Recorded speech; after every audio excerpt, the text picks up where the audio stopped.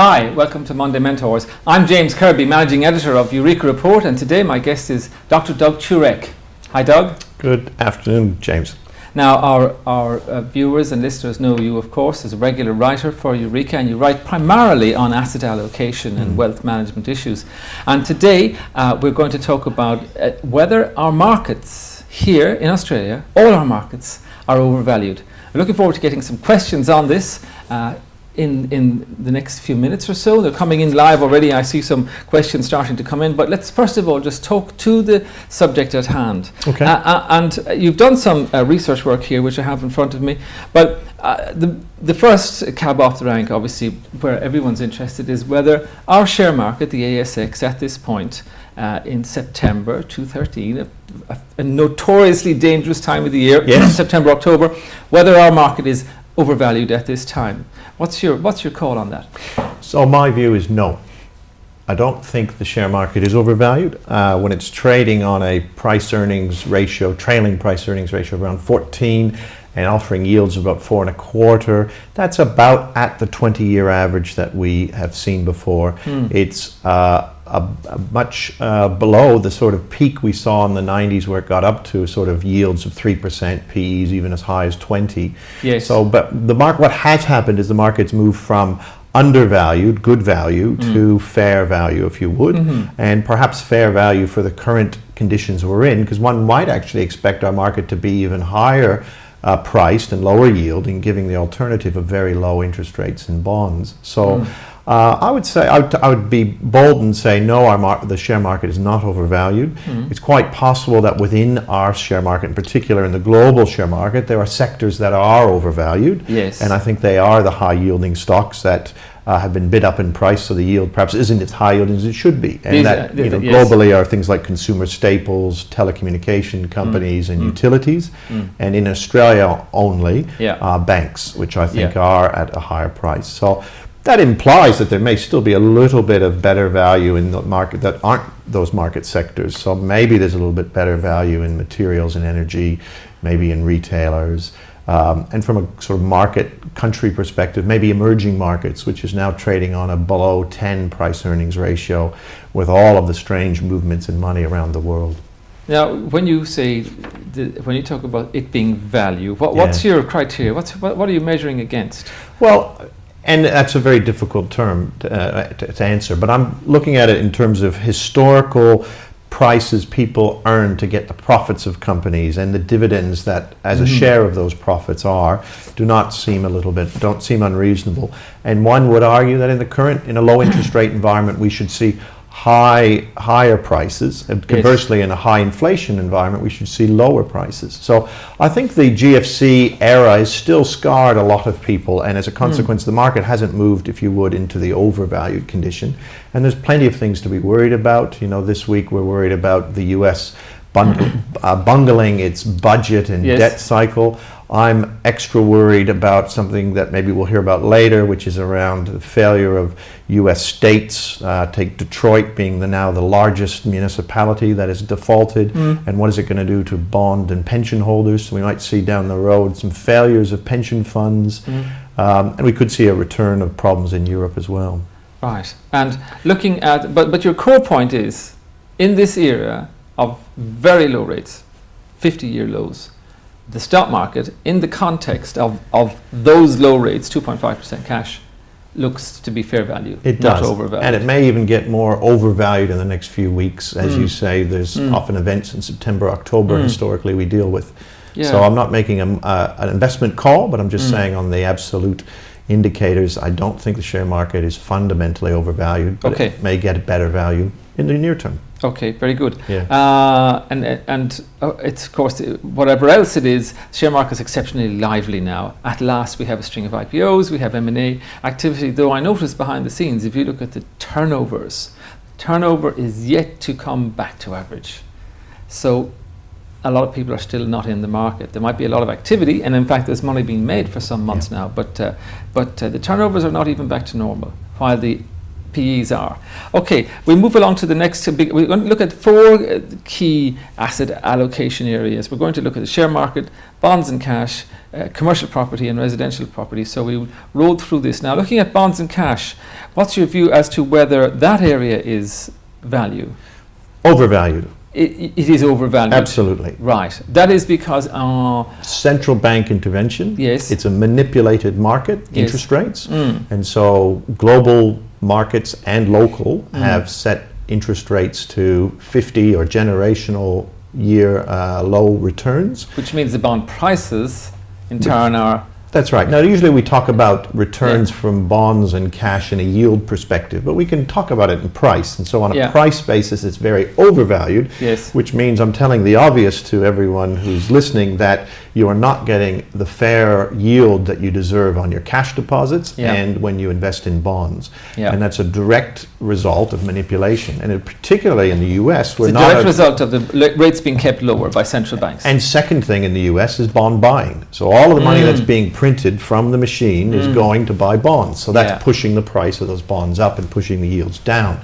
Now the market the bond market in particular is perhaps a little bit of a boycott at the moment, and it was very interesting to see the yields on the benchmark US 10-year loan run from 1.6% all the way up to 3% just before Ben Bernanke announced that he wasn't going to slow or taper the money printing. As expected. Yeah, as expected. And that came back to about 2.6, but it's nowhere near back here. So with the benchmark rates at 0 and bond rates at 2.6, you could actually see evidence that the Fed is losing control of the bond market, and the bond market is saying, this is not fair value for all of the risks here of inflation and so forth. So it's sticky, and that's part of the reason why Ben Bernanke stopped his announcement for tapering, because he saw that bond rates got so high and he thought that would slow the growth of the economy. So coming back to it, bonds are not good value. Unfortunately, they are what they are. And that doesn't mean investors should go search for riskier bonds or search for investments in the share market. It just simply means you're not being rewarded for the risk you're taking, but there is no safe alternative out there. You can only take more risk, and more risk will come back and bite most people. So we just have to your live core with that. point is you're not being amply or sufficiently rewarded in bonds or even in cash, as reflected by these very low rates we're seeing. So cash is interesting to make a couple comments on. One is that the cash rate is at very low rates, and therefore instruments that trade off it, like bank bills and notes and money market funds, are all offering terrible returns of around high 2%, 2.2 3/4 or something, a slight premium to the cash rate. But there we have this other asset class, or if you would, which is government guaranteed deposits with banks, sometimes with honeymoon rates or term deposit rates trading around 4%. So that's a 1.5% premium to the cash rate, and that's very unusual. And normally we see banks and term deposit rates being slightly below the cash rate. And the premium is unusual, not to mention the fact that it's 1%. Yeah, normally it's a deficit. And so what that does mean is that at least depositors are getting relatively good value for a term deposit and for a high yielding cash account, which actually means the pain they are suffering is far less, and also means the need for them to dial up the risk and go find other things that mutate from not being defensive but become more aggressive, like hybrid securities and debentures and other sort of loan debt securities. They don't need to chase those as much because they're still getting a good relative value when they can get 4%, even though on an absolute value that's probably 1% less than they deserve. Well, that's very so. Just to recap on that, the cash rates in the bank, you say, don't fully justify the risk you take. However, those cash rates are actually higher than they might naturally be. So the accessible deposit rate is much higher than the benchmark cash rate. And so when people were getting 5% on cash, that was pretty good value. Now if they work hard enough, perhaps they can get 4%. That's not as painful of a drop as we've seen in the cash rate all the way down to 2.5%. Will those factors that are propping up the accessible deposit rates, will they change? Will they soften? Well, there was some evidence that there was a bit of a decline in the margin of term deposits over the cash rate, but I think that's pretty stable at the moment. So perhaps not. And it all comes down to the regulator, the Australian banking regulator, saying quietly to the banks Yes. that we want to wean you off all of this global finance that you've been using to fund our property market, which we'll talk about, and therefore we want you to get more local deposit money, which they'll call sticky money. And that means there's more competition. It means banks have to pay a lot more money. So the beneficiaries of that on a relative basis are depositors, and it's the revenge of the depositor who doesn't need to participate necessarily in the bond market, hybrid securities. They're getting fair value. In fact, if you add in the guarantee from the Australian government, it's extraordinarily good value. So just to recap once more, bonds are overvalued. Cash in our local domestic situation, in terms of when we say cash, we mean accessible deposits. They're not overvalued. A percent or so above inflation, and there would be depositors in the United States and Canada, who would UK, love to have Asia, that. who would kill for that. They would kill for that, Okay, so they are the two main categories of liquid assets that people deal in. The other, of course, is property, which for today's purposes we're splitting into two, as you should invariably, commercial and residential. Let's just talk about commercial for a moment. Australian commercial property, which is accessible to many of our viewers and subscribers through syndicates, perhaps through direct activity as well. And we know through funds, we know that there is a rising interest in this.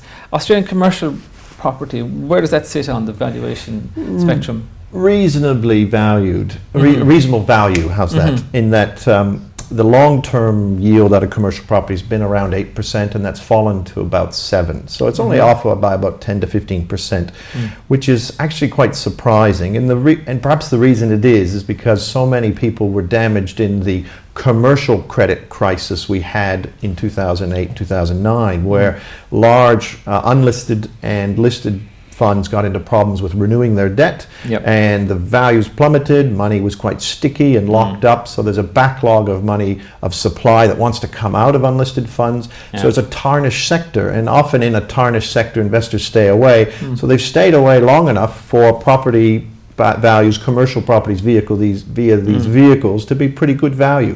Now, there was a great investment opportunity about 6-12 months ago. That's dissipated a lot, as we've seen, in fact, some property prices actually falling back a bit. So if you would, the recovery from cheap to fair value happened about 6 to 12 months ago in Australian commercial property and also in international, and now it's sort of stabilized. But I think it's probably fair value. Okay. And I think we should move on to the big one, which is Australian residential property. Is it overvalued? Yes. It is overvalued. And on what basis do you, Doug Turek, make that particular claim? Not that you're alone. Well, just based on fundamental ratios in terms of the affordability for one group of buyers, which is the home buyer. They must pay in Australia nearly 6 times their median income for a median property price. Okay, and what used they pay traditionally 30 years ago, 20 years ago? Oh, I think that was probably down around 4, and so 6. The median property price in Australia is just under 6 times income in Australia. 6 times income. It's about 5 or a little bit below 5 for the UK. It's 4 for Canada, and it's 3 for the US. And then let's look at yields, which is another measure. The yield on residential properties fallen from a matching 7% or 8% in commercial property in the 80s to now about 3%. And if you add in rates and land tax, and if you amortize a little bit of the stamp duty, sometimes you'd be lucky even to get 3%. So the after tax the yield is quite poor. Is really depending on price appreciation. And they did really well. So if we go back over the last 10 years, property prices have nearly doubled. Residential property prices have nearly doubled. They did that actually in the first 7 of the last 10 years. So you could say for the first 7 years, property prices rose at a quite an impressive 10% per annum, well above wage inflation of around 4 or 5. So there was something happening there. And then over the last 3 years, they've been quite flat.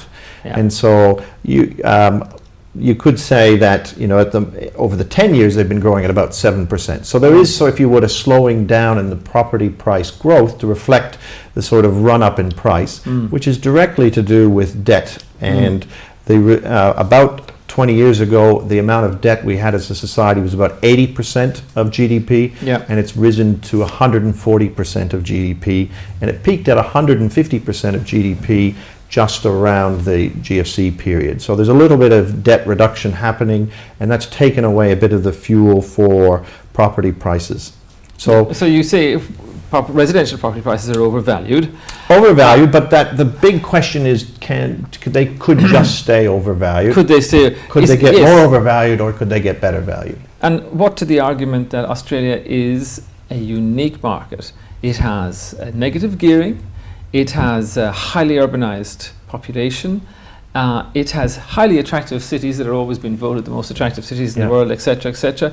Is it reasonable to compare them, say, to London? And if it's the case that it's 6 times income here versus 5 times income in London, and if that's what we're worried about, is it necessarily the case that that will ever rectify itself? And it's a good question. So we can defy gravity for a while, but I am remembering, was it John Templeton who said, you know, the most 4 expensive words in finance are "this time is different." Yes. And they're used to in the context of bubbles and so forth. Well, you're kind of saying, is this country different? Yeah. And as long as we can say yes for a long time, but there certainly are factors that will cap the growth in property. And I think there's maybe 2 more that are coming. One is the quiet and then soon public intervention by the banking regulator, either APRA or RBA, on how much banks can lend. Yes, in common with New Zealand as recently. Happens in New Zealand and Canada as well. And I think the second thing we will see is the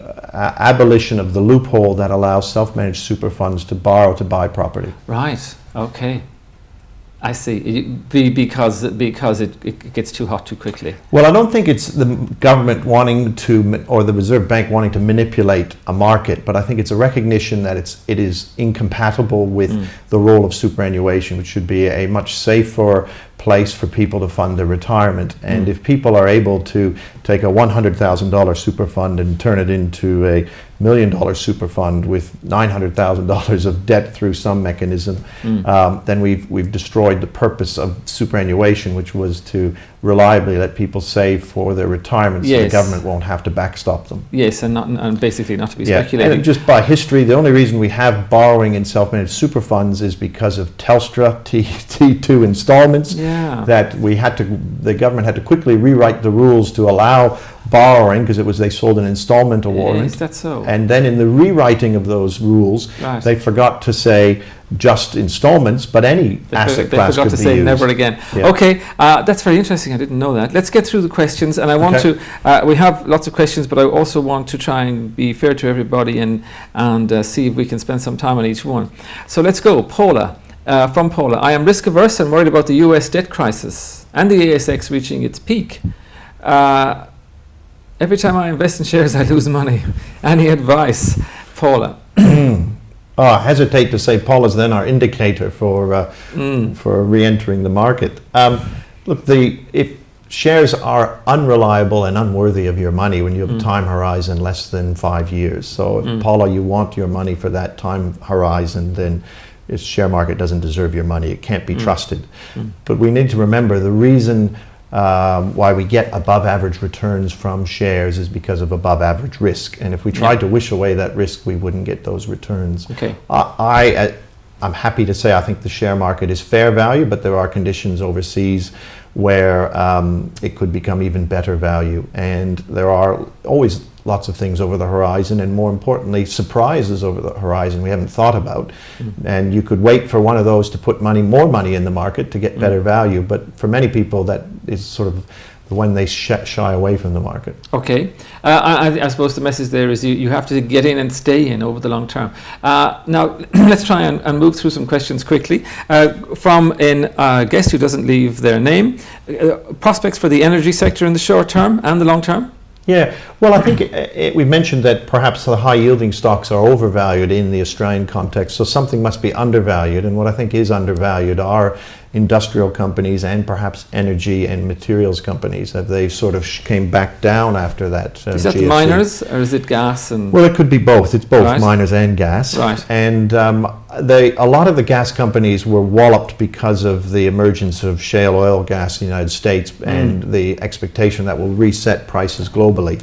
And there's some view that maybe in Australia there'll be more supply. But I just think in a constrained resource environment and all of the growth that's happening elsewhere in the world, that we'll probably continue to see rising energy costs. And I think there's opportunities for energy companies. And if they're out of favor, that I'm even more interested in them. Okay, right. A question from Dean Lovett. Well, this is quite an extended comment from Dean, but I'll just pick up the main question he makes at the top. With the new coalition government talking about increasing infrastructure spending, why don't they give tax breaks or provide some other incentives for retail investment in infrastructure funds or projects? This is a very good question from Dean Lovett. Have you heard, and you've been talking about this for a long time, have you seen anything from the new coalition government to suggest they're looking at that? Look, prior to, maybe like 3-4 years ago, we talked about bringing back the Australian savings bonds through the platform of the Eureka report, and I did contact a number of government ministers at the time, and the only response I actually got was from Joe Hockey's office. Yes. And he responded, which is a good it was good kind, thing. and I believe they do have infrastructure bonds on their radar, so we might see something from that space. Yeah. It's such, as I think we had a question 2 weeks ago on Monday Mentors around, it's so difficult though for retail investors to get into this space, and infrastructure should be looked at two ways. There's established infrastructure, which is a safe, reliable, inflation-proof income, which may or may not be overvalued in the current horizon, and there's developmental infrastructure. And probably what the government's trying to do is incent the development of infrastructure, which is extremely high risk. And we just saw over the weekend that the tunnel under the Brisbane River was sold for $700 million or $600 million. And it cost it took $3 billion $3 billion to build. So Queensland Investment Corporation have got themselves a deal. I almost worry about retail investors actually being incented through the government and the tax system to invest in infrastructure, because they may just be lambs to the slaughter. Right, well, they have been in the past, but hopefully with a sufficient structure and a lack of the sort of crazy gearing we saw in the past, we could see that particular area of investing reopen, which Dean is asking about. David Taylor, can you please provide your interpretation of Tony Abbott's claim last week that no superannuation fund holder will be disadvantaged by any change in superannuation policy? Didn't see that. I suppose David is asking, do you believe that? No. Right. So yes, and that would be a reasonable answer. Yes. There's a direct correlation between a government's fiscal position and its sovereign risk about changing rules, and we see this all across the world. And the more the Australian federal budget looks out of kilter, the more tax revenue needs to be raised from somewhere. And we saw that with the previous government.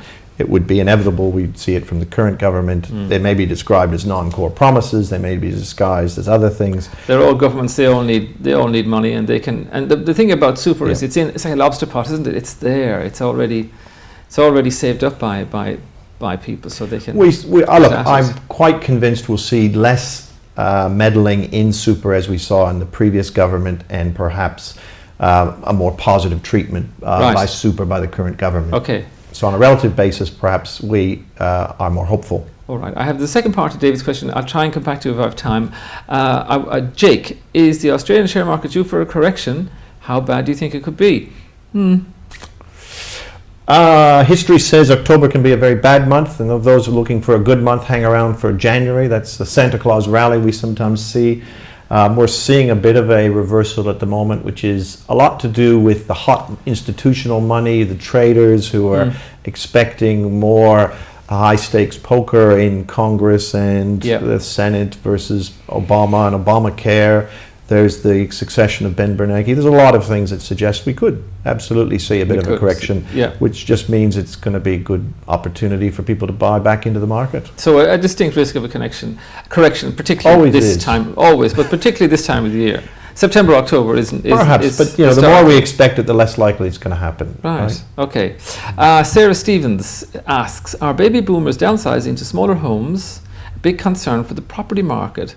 Could this cause a housing crash? Really good question. And I believe it is the case that the Mac Mansion phase is cooling, and the per square meter ratios per person is finally starting to decline again after a long time. But would that so demographics is a very powerful force, and we talk about the lump in the python moving its way through, and it's quite reasonable to expect that the middle suburb, large 4-bedroom, 2-garage home will become less in demand, and likewise will be smaller properties, lower maintenance properties, perhaps in the city, perhaps down the peninsulas or coasts as well. There'll be a bit of shift in that demand. I think the very outer suburbs, the McMansions you referred to, probably are still in demand, because I think a lot of them are the first home buyer struggling to get into the middle suburbs and inner suburbs, and therefore they're young families and they can build cheap on cheap land. So I think we might still see that. It's more that middle ring of suburbs where people are getting older, and yes, I think there is, people talk about that being a bit of a white elephant. I don't think that necessarily means a crash. I think we're going to get crashes for two things. One, if we have a large increase in unemployment, where people are forced sellers by themselves or the banks, or we see another bank credit crisis, which means the banks have to ration credit. In the absence of those two factors, I think all we would see would be a slowdown. So what that means is those type of properties, which traditionally aren't investment properties, people aren't going to buy those big homes as an investment property, they will probably slow down in growth. But if someone has built into their plan, and it's a bit unusual to downsize from a big home to a small home, they might want to do that sooner than later for that same reason. Yeah, very good point. Yeah, very good point. Has been made in previous issues of Eureka at times. Okay, from Jeff, what about the US market? Is that overvalued? Good question, because we didn't deal with that when we were talking earlier. Yeah, again, the price-earnings ratio of the U.S. market is not unusually high. It's well below what it sustained in the 2000 era, prior to the sort of dot-com explosion. Right, even though they have raced ahead of us considerably. And I think it's very hard sometimes for people to disconnect the health of the U.S. government and the economy from the corporates, right? Yeah. And the U.S. stock market is just a shop, and it just happens that it has a disproportionate shop of global companies. So you've got many global companies, and I think 40% of the profit streams sold on the U.S. share market are global profit streams. So you're really rebuying your profit margin from overpaying for your Apple iPhone that you bought this week, But it is an encouraging factor, actually, in terms of. So it creates a little bit of a stability. And the other factor is U.S. companies have been very prudent or very cheap in hiring labor, so their profitability is very good. Yeah, their earnings are really good. Earnings are good, and this low interest rate has been a boon. It's been another source of profit. Companies like Microsoft, Apple have renewed debt for 10 years at 1% interest rate, so their interest costs have collapsed, and therefore their profits have risen. So they're not terribly overvalued, I think, for that reason. I guess the real issue is that now that we're at sort of fair or just above fair value, the potential for future growth is modest. Yeah. So what our expectations have to be moderated from here. Right. And we also worry about the fundamental driver of share price, which is earnings growth, corporate profitability. So corporate profits are high. You're still talking about the US now? US, and I think even Australia are high, so, but particularly the US. But the expectation that they will rise further perhaps shouldn't be there. So we might see slower growth. So price, but not a lot of price growth. Okay. Yeah. I know I'm bouncing around, but I'd like to try and just cover off two more. From a Tiffany, could SMSFs moving more of their portfolio into property, especially since they can gear now, drive house prices too high? Oh yeah. Oh yeah. Yeah. They probably all chase the same sort of property, do they? They would. They would. And I think was it Alan said today that and I think Robert as well, in the Business Spectator, that there's quite a lot of there's a low uptake of residential property investment in SMSFs, and if that got up to maybe what I think might be a reasonable 20%, I think Yep. people have said 30, Yep. but we have to remember that residential property is not a good investment for pension funding investors, so we shouldn't expect, you know, a 1/3 allocation of property, something more like 10 to 20, which is double what there is. Yeah, because You know, it's coming from nothing. It could. Yeah. So, you know, that's good news, I guess, if you're a property holder, but it also means you have to be very quick on your feet, because if we think Australian property is overvalued, it could just move to being even more overvalued, which means you're much more vulnerable to events that might pull that back. Okay, very good. We might leave it at that, Doug. Okay. Thank you very much. Pleasure, James. And thank you. We'll see you this time next week with myself and Giselle Roux. Thank you.